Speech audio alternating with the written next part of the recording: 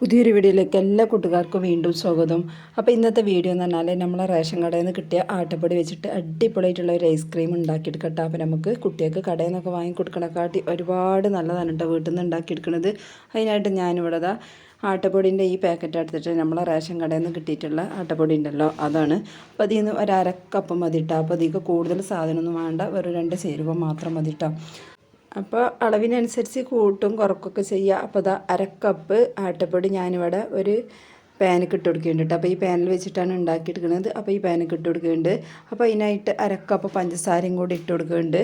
അപ്പോൾ പഞ്ചസാരൊക്കെ ഇപ്പോൾ ഐസ്ക്രീം എന്ന് പറഞ്ഞാൽ നല്ല മധുരമുള്ളൊരു സംഭവമാണല്ലോ. അപ്പോൾ നമുക്ക് പഞ്ചസാര കൂടുതൽ വേണം കേട്ടോ. പിന്നെ ഇതിലേക്ക് ഞാനിവിടെ 500 പാലാണ് എടുത്തിട്ടുള്ളത്. അപ്പോൾ കുറേശ്ശെ ഒഴിച്ച് കൊടുത്തിട്ട് കട്ടകളൊന്നും ഇല്ലാതെ ഒന്ന് ഇളക്കി കൊടുക്കുക. അപ്പോൾ പഞ്ചസാര കണ്ട് അലിഞ്ഞ് പോകും, പൊടികളൊക്കെ ആകുമ്പോൾ കട്ടായി കൊടുക്കും. അപ്പോൾ കുറച്ച് പാലൊഴിച്ചതിന് ശേഷം ഇതുപോലെ കട്ടകളില്ലാതെ ഒന്നും കണ്ട് ഇളക്കിണ്ടെടുക്കട്ടോ. അപ്പോൾ നമുക്ക് കുട്ടികൾക്ക് കൊടുക്കുക, ധൈര്യത്തിൽ കൊടുക്കുക. ആട്ടപ്പൊടി ആണേനും എന്നാലും നമുക്ക് അരിപ്പൊടി വെച്ചിട്ടൊക്കെ ഇതുപോലെ ഉണ്ടാക്കിയെടുക്കുക. അപ്പോൾ നല്ല അടിപൊളിയാണ് കഴിക്കാൻ. കടയിൽ നിന്നൊക്കെ വാങ്ങുന്ന ഐസ്ക്രീമിൻ്റെ അതേപോലെ ഉണ്ടാവും കേട്ടോ. പിന്നെ നമുക്ക് ക്രീമും ഇതൊക്കെ ഒഴിച്ചിട്ട് ഐസ്ക്രീം വേറെ ചിലർക്ക് ഉണ്ടാക്കാം. അപ്പോൾ ഇത് നമുക്ക് സിമ്പിളായിട്ട് നമുക്ക് ആർക്കും ഉണ്ടാക്കിയെടുക്കാനും പറ്റും.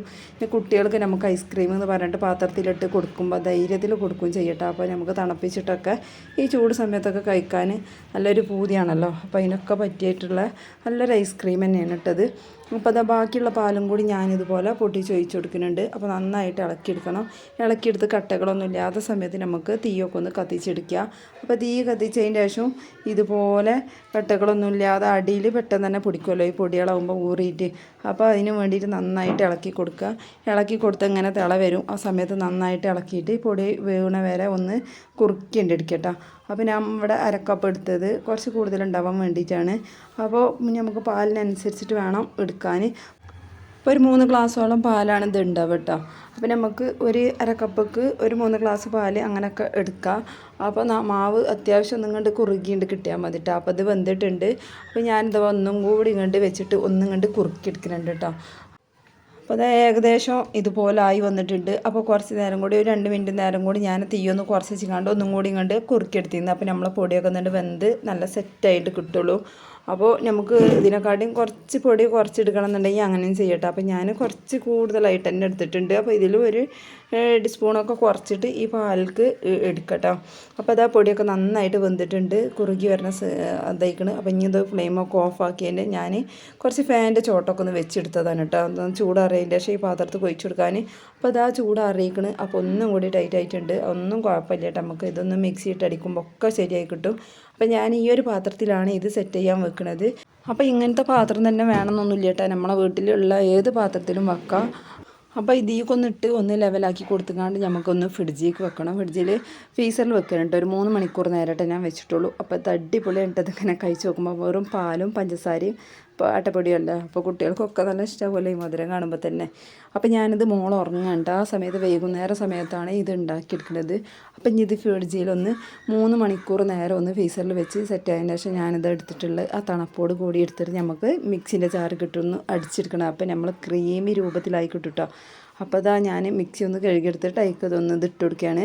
അപ്പോൾ ഇത് അടിച്ചെടുക്കുന്ന സമയത്ത് ഞാൻ ഇത് കുറച്ച് വാനില എസൻസ് ചേർത്ത് കൊടുത്തിരുന്നു. അത് നമുക്ക് ഇത് കുറുക്കണ സമയത്തോ എപ്പോൾ വേണമെങ്കിലും ചേർത്ത് കൊടുക്കാം. അപ്പോൾ നമ്മൾ വാനില ഐസ്ക്രീമിൻ്റെ ടേസ്റ്റ് ഉണ്ടാവും കേട്ടോ. അപ്പോൾ അത് മിസ്സായി പോയതാണ്. അപ്പോൾ പിന്നെ ഞാനിതീക്ക് പിസ്തൻ്റെ എസൻസും കൂടി ചേർത്ത് കൊടുത്തു. അപ്പോൾ നല്ലൊരു കളർ കിട്ടാൻ വേണ്ടിയിട്ടാണ് അത് ചേർത്ത് കൊടുത്തത്. അപ്പോൾ എല്ലാതും ഇതുപോലെ ഇട്ട് കൊടുത്തിട്ടുണ്ട്.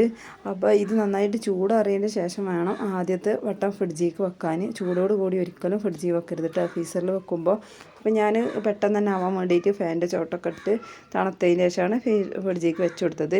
പിന്നെ ഇതാ നമ്മൾ ഇതൊക്കെ മിക്സിയിൽ ചാറ് ഇട്ട് കൊടുത്തതിന് ശേഷം ഇതിലേക്കൊരു 4-5 തുള്ളി നമ്മളെ ബിസ്ത എസൻസ് ഉണ്ടല്ലോ അത് ചേർത്ത് കൊടുക്കണം. അപ്പോൾ അതിന് പകരമായിട്ട് ബിസ്തൊക്കെ വേണമെന്നുണ്ടെങ്കിൽ അരച്ചിട്ട് അതൊക്കെ ചേർത്ത് കൊടുക്കട്ടോ. അപ്പോൾ നമ്മളെ കയ്യിൽ ഇപ്പോൾ ഇതുണ്ടായിരുന്നു. അപ്പോൾ അതുകൊണ്ട് ഇത് ചേർത്ത് കൊടുത്താണ് നന്നായിട്ടൊന്ന് കറക്കി എടുത്തുകൊണ്ട് ക്രീമി രൂപത്തിലാക്കി എടുത്തിട്ടുണ്ട് കേട്ടോ. കണ്ടില്ലേ? അപ്പോൾ ഇത് ആദ്യമൊക്കെ കാണുമ്പോൾ കട്ടിയായിട്ടല്ലായിരുന്നില്ല. അപ്പോൾ ഇത് അടിച്ചെടുത്തപ്പോൾ കണ്ടില്ല കുറച്ച് ലൂസായിട്ട്.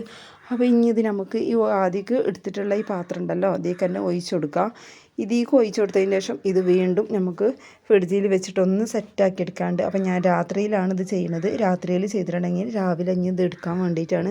അപ്പം എൻ്റെ മോളിങ്ങനെ പറയുന്നുണ്ട് പാത്രത്തിൽ കൊടുക്കാനിട്ടോ, അച്ചിമീൻ ഉണ്ടാക്കുകയാണ്, പാത്രത്തിൽ വേണം എന്നൊക്കെ ഇങ്ങനെ പറഞ്ഞ് നിൽക്കുന്നുണ്ട്.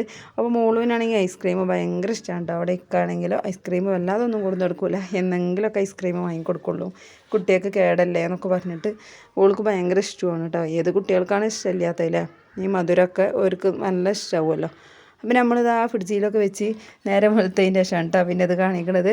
അപ്പോൾ അടിപൊളി നല്ല സെറ്റായിട്ടുണ്ട് കേട്ടോ. അപ്പം നമ്മൾ കടയിൽ നിന്നൊക്കെ ഐസ്ക്രീമും കണ്ട് ചിരണ്ടിയിട്ടുണ്ടല്ലോ നമുക്കുണ്ട് വെച്ചരൂലേ, അതുപോലെ ഉണ്ട് കേട്ടോ.